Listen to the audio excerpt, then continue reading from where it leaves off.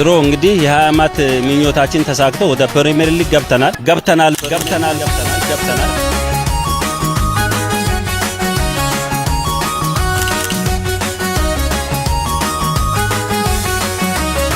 ቀጥሎ ግን ያለኝ የቤት ስራ የሀላባ ህዝብ እንደወትሮ እንደከዚህ ቀደሙ ከገባበት ወደ ላይ እንዳይመለስ አገር ውስጥም አገር ውጭም ያሉ